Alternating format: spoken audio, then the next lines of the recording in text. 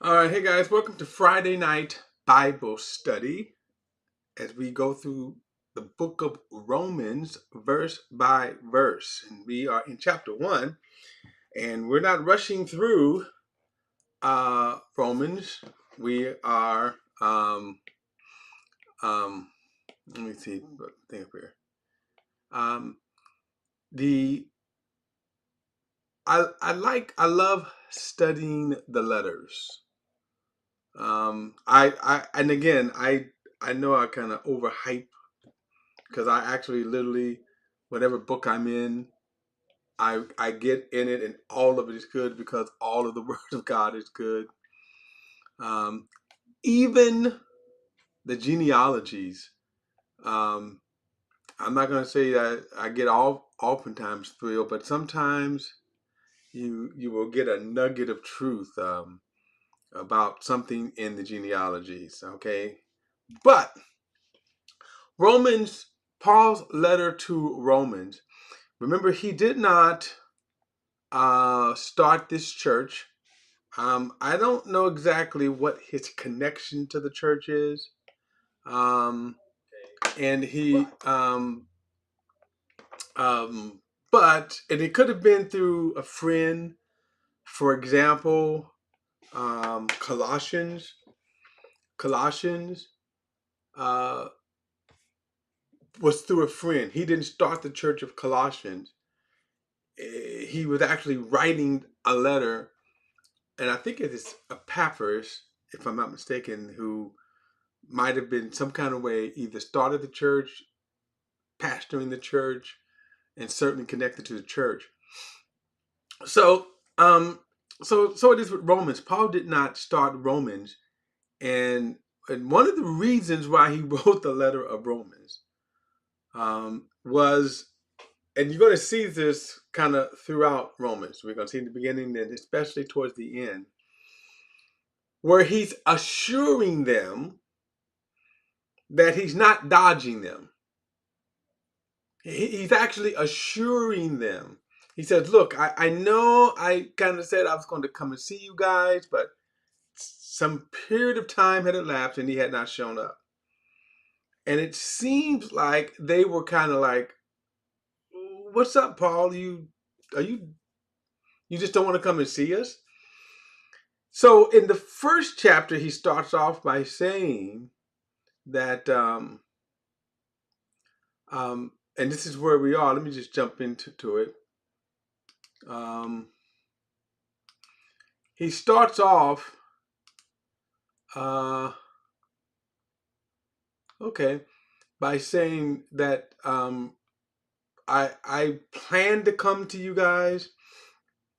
It seems like my time is opening up. I may come, and that's why in verse 16 he says, "For I'm not ashamed of the gospel, because it is God's power to everyone who believes, first to the Jew and also to the Greek.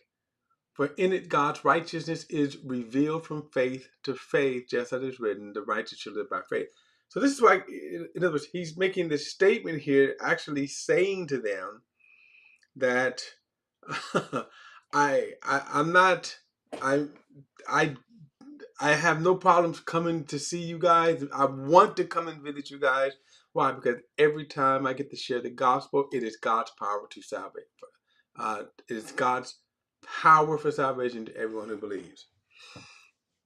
Um, um, so I'm gonna pick it back up, kind of where we was at. So let me start at verse 18. For God's wrath is revealed from heaven against all ungodliness and unrighteousness of people who by their unrighteousness suppress the truth. I said this before, that the only reason people go to hell, and I have to say that and stress this, because actually, remember, our journey in Romans, our journey is going to be one of, by the time we get to chapter 8, you're going to have a full understanding of what salvation is, of how to be saved. Okay, and so, but religion has damaged us so. Religion, man's religion has damaged us so. So much is that it's so common. So for example, we can say something jokingly like, oh man, look what I did. I'm gonna go to hell for this.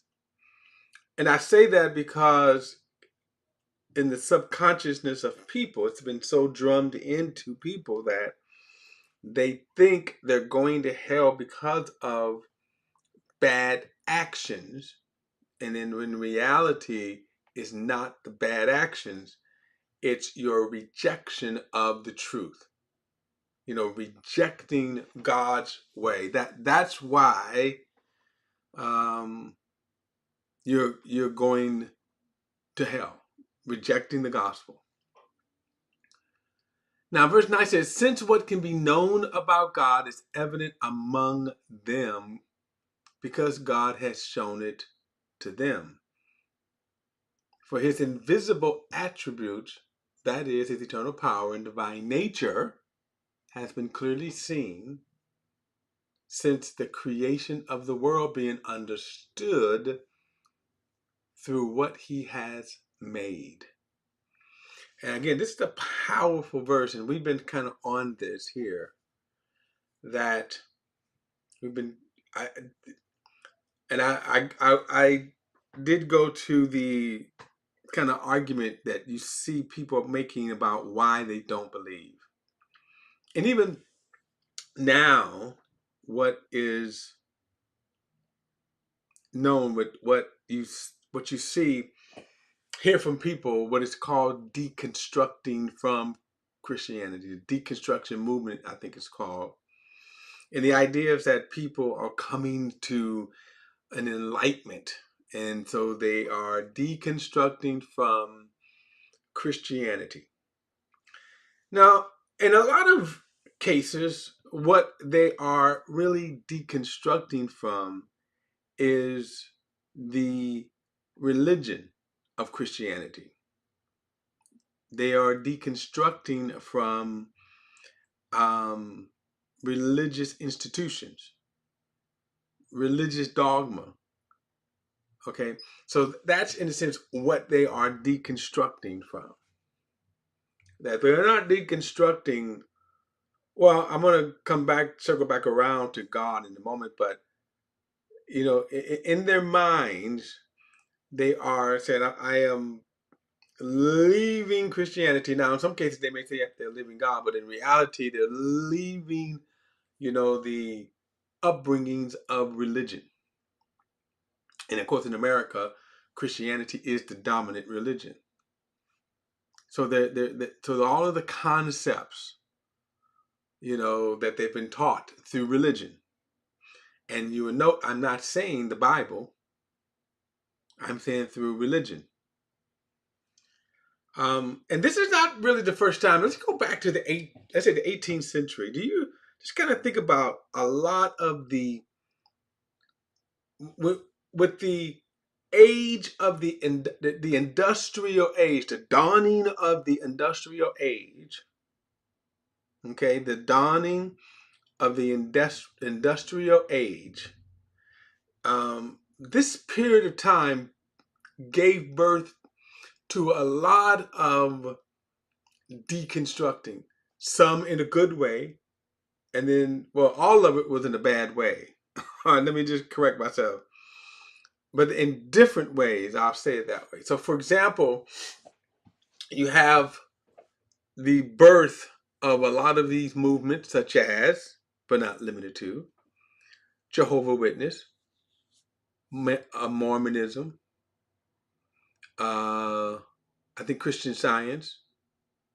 These kind of churches there that people were really breaking away from the traditional established denomination.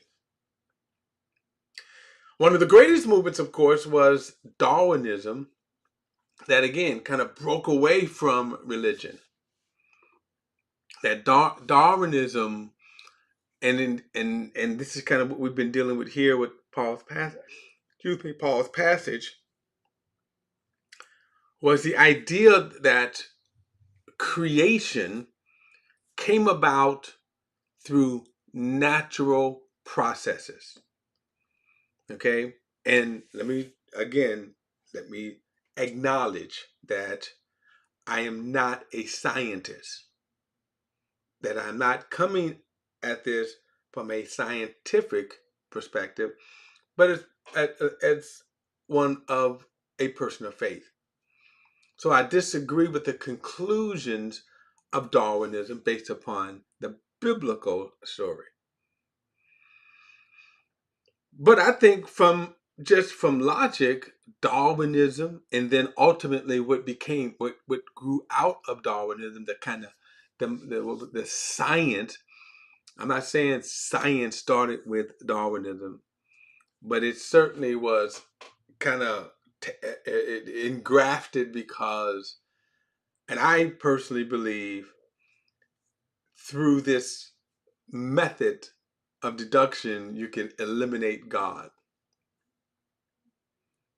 You know, philosophy, go back to Rome, the Roman Empire during the time of the philosophers. They were thinkers. You know, they would sit around and just kind of philosophize. And even in our Christian world, the field of apologetics came from Christian intellectuals who became Christians, and then they sought, by using the methods of philosophy and apologetics, to win arguments against their fellow intellectuals. And we have the field of apologetics today. Okay, so but the science, many of the intellectuals were pagan, and while they were thinkers, they also were they had their pagan beliefs. Well, when we come to the 18th century, we see that it's not a pagan that's attached to, like, for example, Darwinism, and then the science, and then later the Big Bang Theory. So that wasn't the again, when you think about the processes of how they thought, Darwinism kind of gave them this kind of pathway to say, okay, there's no God. So when you think about Darwinism and and of course evolution, then basically what you're looking at is that all what you see comes through natural processes. And I think there's problems with that. And I'm going to say this from an uneducated person that I'm going to say this from an uneducated person that it doesn't make sense, the science of Darwinism. And I'm going to go back for just a moment. I did this last time, but I think it is worth going back for me to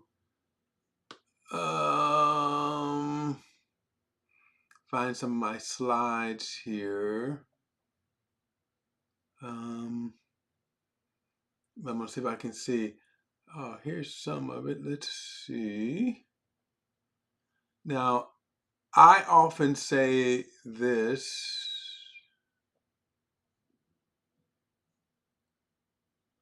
I know you all can't see what I'm seeing here, but is this what I'm looking for? No, not at all. I should take this from this. No, what is this here? I gotta start taking this out here. I'm looking for a kind of what I thought I had was a snapshot. Nope. Nope, nope, nope. That's not what I'm looking for.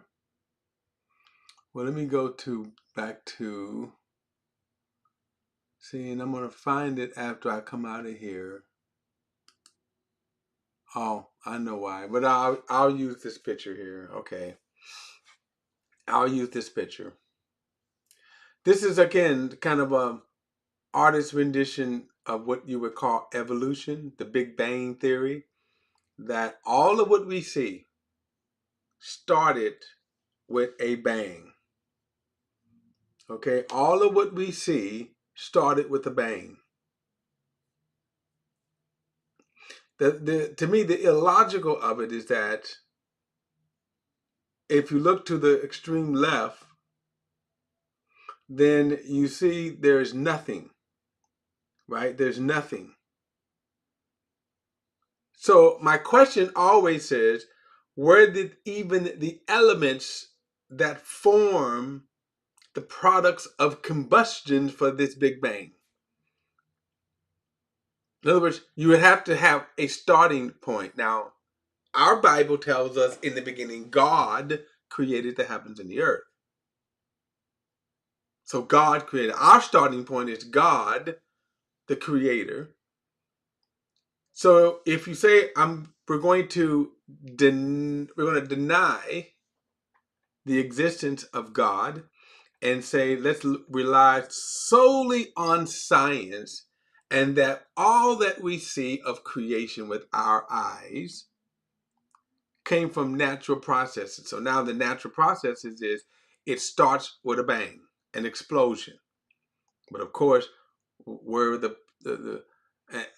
again, how did this explosion start? But then even if you say you have the explosion and then it said the first second, and look what they're saying right here, that you have stuff happening after a second when you have a bunch of nothing, explosion, confusion, right?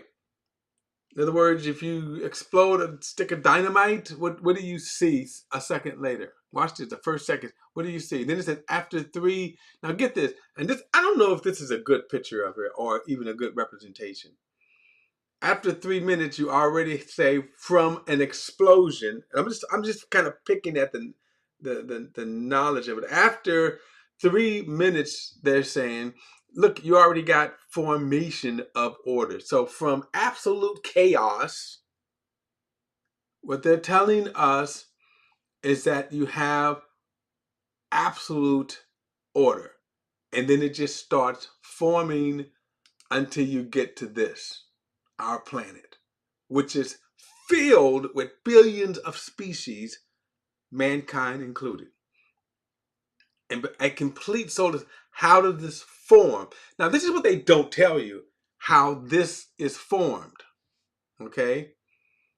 They don't tell you that. They don't tell you that, um, and of course, this is another kind of a snapshot of kind of what they would call the universe, that, we couldn't even be seen here, the vastness of the universe. But they want to say all of this happened, one, by happenstance, and then it happened naturally, that you had the products of combustion, that that if you went from something like this in the universe to something like this, and they don't give you the answers. Let me just say this: they don't give you the answers. They don't tell you how that would form. And my thing is, what you saw with that picture right there was like 14 billion years. You could give it 100 trillion billion years, and still, how would you get to what we have today? Now, I'm saying all of that because the natural processes just don't cut it. And they're smart enough now to even say, well, we just don't know. Okay, we just don't know. And to that, at least you say that. And then they're going to try to say, and I went through some of the things. I won't go through a whole bunch of it today, but the point is that he's saying is that his, verse 20 again, his invisible attributes, that is, his eternal power. Now, I'm going to go back to verse 19. I'm sorry. Since what can be known about God. Now, by the way, let's kind of go back to verse 18 again.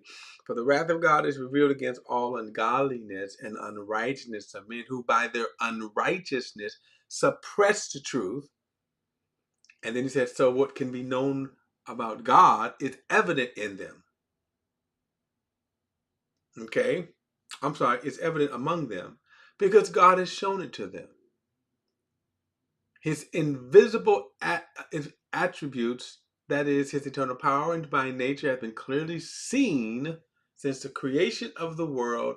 And then it says being understood through what he has made.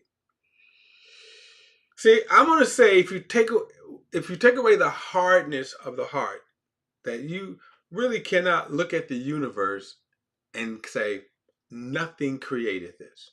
That you cannot look at the universe and say this just happened. Again, why would you have male and female?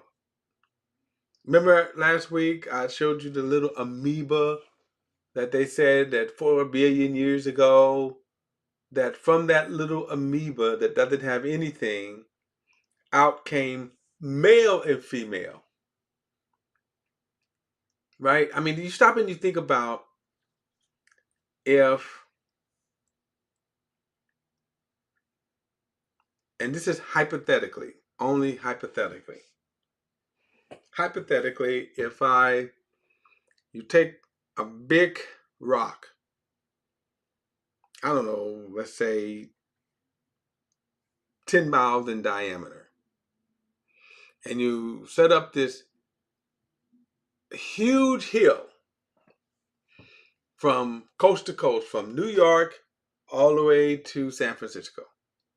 I'm using Interstate 80, right? If you're going, right?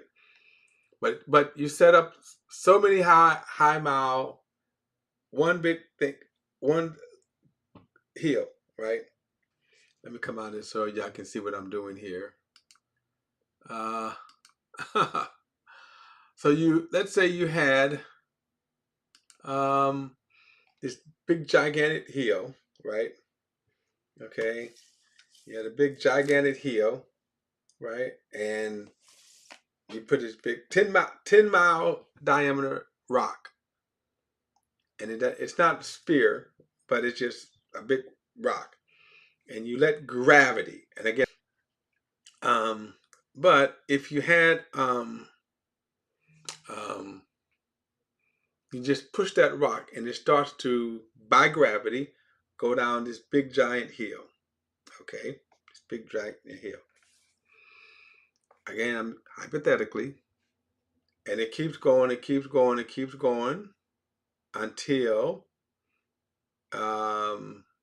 it keeps going, it keeps going, it keeps going, all the way until it gets to Pacific coast, right? So theoretically, by friction, right? Just imagine that all of the rough edges could be smoothed out and it becomes a circle. Well, okay, let's say we can see that, right? Let's say we can see that, right? So just the same thing, like here, wherever, you got this rock going through space. My point would be, would it produce this? I think, here's my point. Give it 100 trillion years, would you still come out with what we see today? What's clearly seen today, okay? Let me go back. What's clearly seen. All right. So take away the hardness of the heart. Notice what he says, for his invisible attributes, that is, his eternal power and divine nature, has been clearly seen. In other words, you can look at creation. You can look at the creation. Okay. And here's what I'm going to say. I have to go back to my picture now. I know I'm jumping around here, but let me go back and say that you can look at creation. You haven't gotten into the world, but you can look at creation, and then how would you conclude that this just happened all by itself? Um, how would you do that? How would you conclude that this happened all by itself? All right. Oh, that's not what I meant to do here. All right. So, how would you conclude that this just, again, it just happened all by itself? Just looking at that image of Earth, just that image of Earth, how would you conclude that it just happened? And then the case is just give it enough time, right? So they say just give it enough time and you would come to this. You would arrive at this if you give it enough time. And of course, the pictures I just showed you, 14 billion years. I say in 100 trillion billion years, how would you come up with that? And I said before, how would you come up with two eyes? How would you come up with uh, a nose, male and female? Why? Over the process that nothing or the natural process has said, we need a male and a female. We got species or plants or whatever that reproduce without male and female. Why the male and female? Okay. So again, for his invisible attributes, that is his eternal power and divine nature, have been clearly seen since the creation of the world, being understood through what he has made. So this is an awesome statement right here. Like if you walk into a room, you go visit someone, and let's say you don't even know that person, right? Maybe it's in a foreign exchange, and you don't know that person, but you walk in the room. You know what you would see? You could look at the house and say, there's some, what could I glean from looking at this house? Let's say I go into the family room and I see nothing but trophies, right? I see trophies. I see basketball trophies. I see um, um, uh, hockey, football, baseball trophies. You're going to conclude that the person is athletic and accomplished by having the trophies. In other words, that's what the trophies. Even though they don't certainly don't tell you the whole story, but the trophies will say that this is what they accomplished. You may look at medals, you may look at pennants and all that, and they tell the story. So this kind of answers the question that I said before when people ask, well, what about those people who've never heard the gospel? They've never heard the gospel. Well, if you never heard the gospel, why would you then conclude, one, there is no God? If you never heard the gospel, why would you then, create paganism? Why would you take a tree trunk and carve it into a pagan and then bow down and worship it? I mean, God, in fact, I think it's in, oh man, Isaiah maybe? No, not Isaiah. I'm trying to think which one of the prophets, Isaiah, Jeremiah, or Ezekiel, one of the two, where God mocks Israel for their paganism. He says, y'all stupid. I'm paraphrasing. He says, y'all stupid. Here it is, you go out, you chop a tree down. And then he says, so with part of the tree, you cut it up and you get wood for a fire.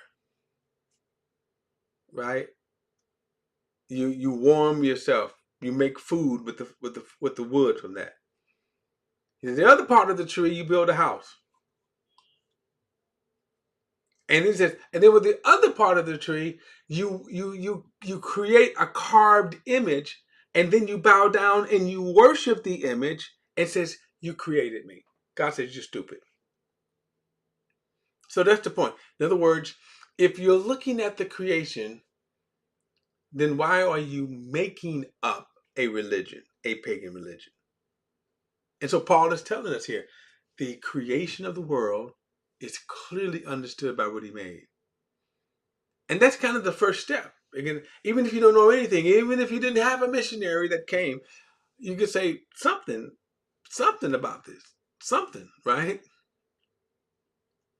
And so he says, as a result, people are without excuse. So now there's not going to be excuse. So those people up in the Amazon, the 5,000 miles up into the Amazon, far away from society, this tribe that have never ever heard the gospel.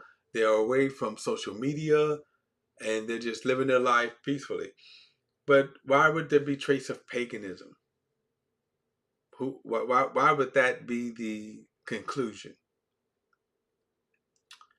All right, now verse 22, he says, claiming to be wise, they became fools and exchanged the glory of the immortal God for images resembling mortal man, birds, and four-footed animals and reptiles. So all these different things that people look at and they reduce themselves. You reduce themselves from following God, acknowledging God, and then he says they go from God to man, birds, four-footed animals, and reptiles. See that progression, downward progression from bad to worse. Then he says, therefore, God delivered them over in their cravings of their heart to sexual impurity, so that their bodies were degraded among themselves. They exchanged the truth of God for a lie and worship and serve something created instead of the Creator who is praised forever. I want to do something here because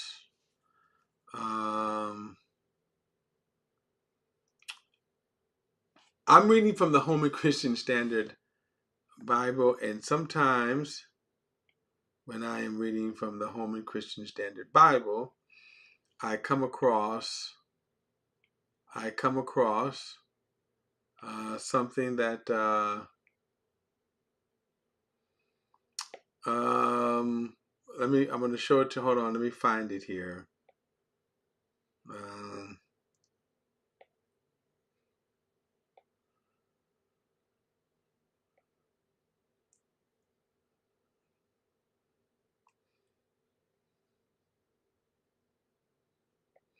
All right, I think this is this only then the King James then? I want to show you what I mean here in a moment.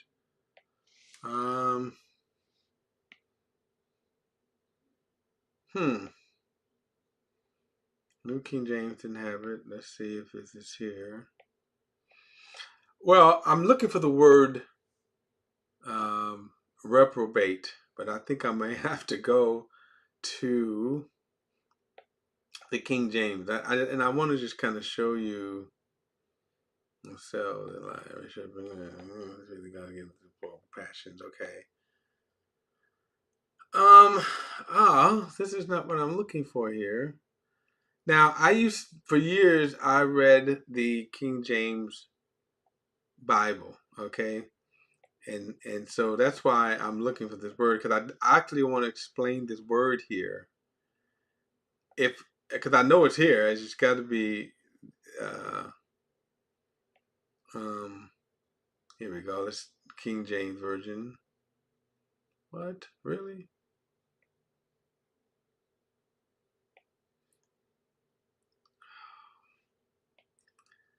No. All right. Let me try to find it here because this here. All right. Let me do this, guys.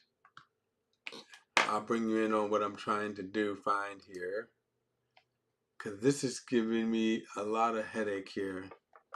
Yeah, I don't know what I'm doing there because y'all can't see I'm on another pad here. But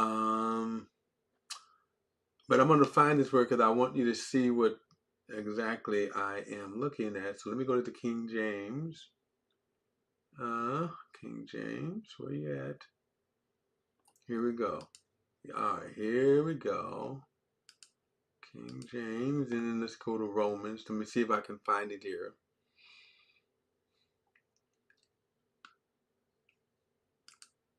Let's see if I can find it.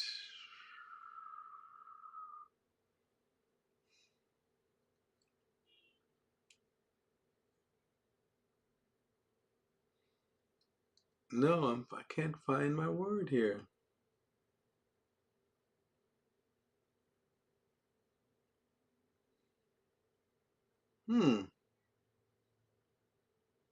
All right, I'm not finding it. All right. Okay. I'll come back to it.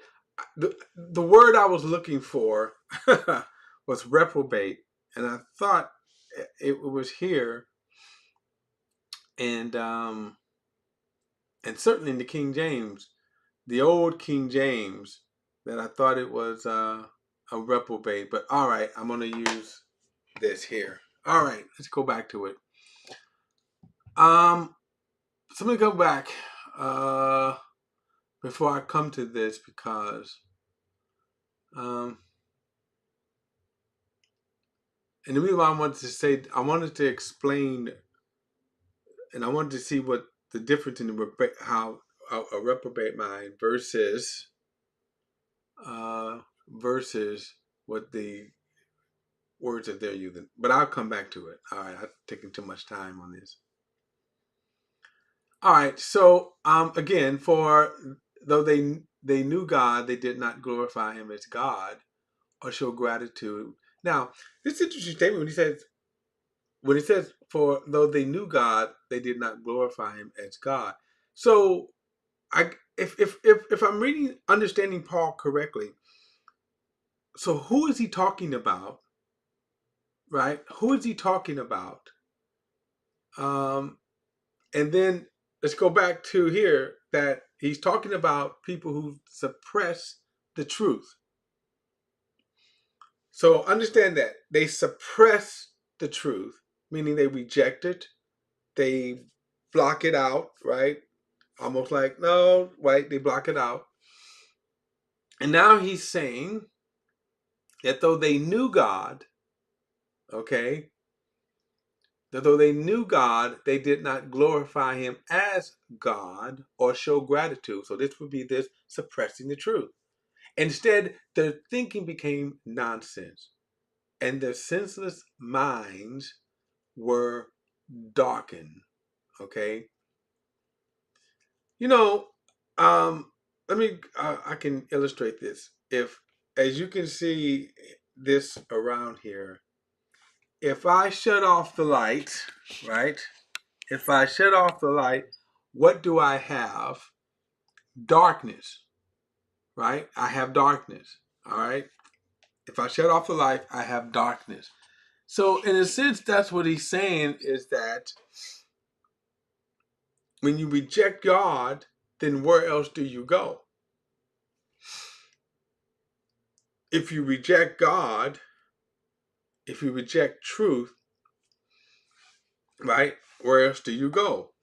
Confusion, pearl, destruction, right?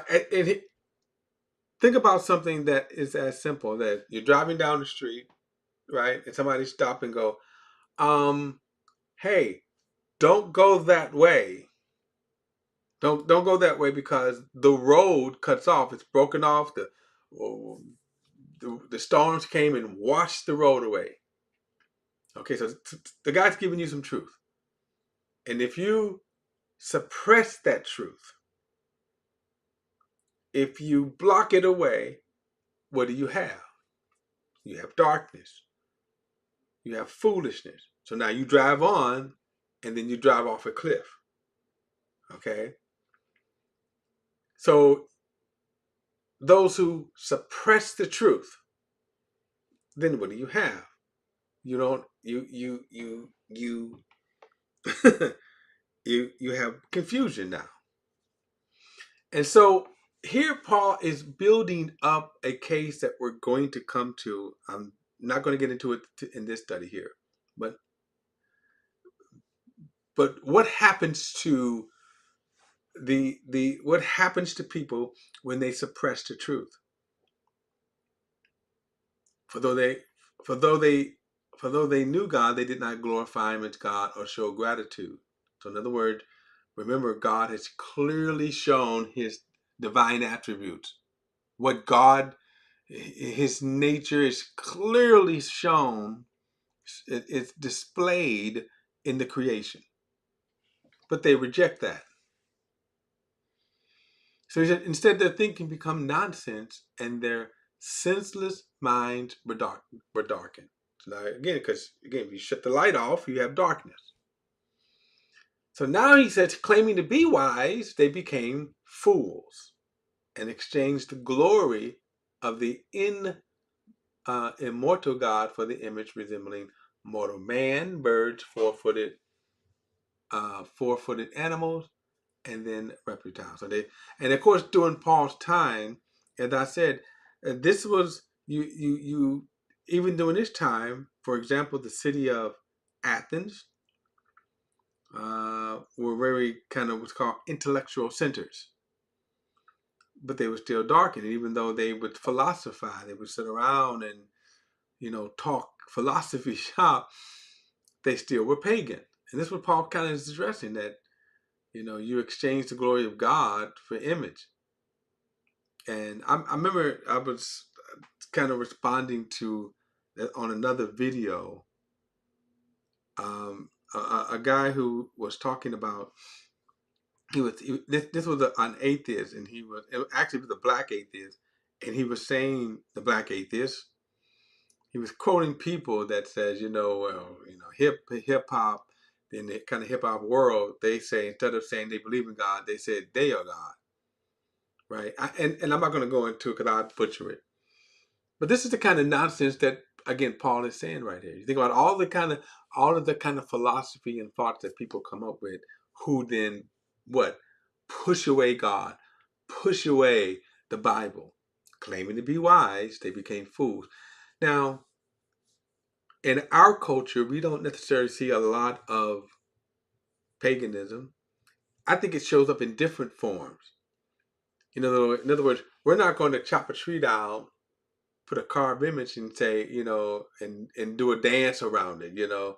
We're not going to do that. But there are other gods that become, again, foolish. And we're going to get into that because, for example, the trans thought. Okay, the trans thought. That'd be a good example of it. Um, but and then when I do that, I don't want to just pick on that community. Muslims. I'm dealing with a guy on Facebook right here that wants to demonize Muslims. What we're going to look at, all sin. But what would possess a person to strap on a bomb because someone told him, and the person who told him, they're not strapping on the bomb, but they say, go in that place, blow yourself up, and you're going to have 70 virgins, and in heaven, right? So he said, claiming to be wise, they became fools. Claiming to be wise, they became fools. All right, I'm going to pick this up because next time I want to get into a lot of what Paul is going to talk about. And then obviously we'll get into kind of we're going to get into what Paul is going to talk about, the depravity, and that's the point. And unfortunately, people have made that a political talking point, talking about the LGBT and all that. We're going to get into that, and we're going to get into the sin of that. Okay, and our aim will be to put it in the proper perspective, from a biblical perspective. All right, guys, don't forget to like and share this video and subscribe to BP, the Bible Perspective. And as always, if you have a thought, a comment, add it to the comment section below. All comments are welcome, and I'll see you next Friday night for Friday Night Bible Study through the book of Romans, verse by verse. See you next Friday.